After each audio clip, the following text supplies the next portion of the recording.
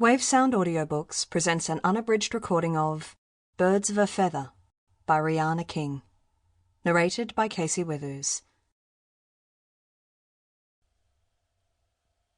Chapter 1. Beth. I spent much of my childhood fantasizing that I was adopted. While other kids were pretending to be princesses and superheroes, I was using my stuffed toys to play out a scenario where I found out there had been a mix-up at the hospital when I was born. It was the only way I could make sense of how I came to be a member of my family. Now, at 30 years old, I no longer play with my toys, of course, but I was still searching for an explanation for my progeny. My parents exuded an unbridled magnetism that made people want to be around them. Mum, an artist, had recently been commissioned to paint a mural on a toilet block in a park near their place. So many people stopped by to see her while she was working on it that the council received traffic complaints. They rigged up lights so she could paint at night, but then traffic issues became after-dark noise infringements when her friends and contacts descended for a party in the park. For Dad, a musician, a trip to the local shops to run even the most banal errand usually turned into a roaming street party, which, more often than not, involved an impromptu jam session.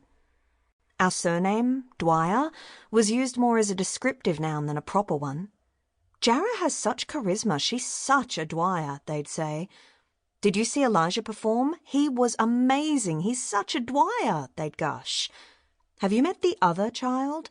She's not a typical Dwyer at all, they'd remark. To be fair, I didn't know where they ended and my inner dialogue started, but the sentiment rang in my ears like a case of unrelenting tinnitus.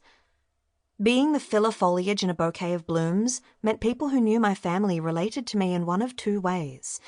They'd either forget me entirely — I'd lost count of how many times people had said, "I didn't realize Rosie and Thorne had 3 children," or they'd treat me like I was popular by proxy. Even from a young age, I knew that when classmates asked for a playdate at my house, they were not seeking out my company. Playing with ant farms and DIY crosswords has a limited appeal, apparently. They were hoping for a Dwyer experience. A few times, and most likely out of obligation, my classmates would return the invite, and I got an insight into how their families lived. I loved that they ate normal food for dinner, not cocktail snacks, takeaway, or Rosie's surprise, which was a bowl of cereal. I loved that when you rang their doorbell, a tinny chime sang through the house to signal a visitor had arrived. Our doorbell was an old bicycle horn covered in spiderwebs that sounded like it signalled the punchline in a slapstick circus performance. I loved...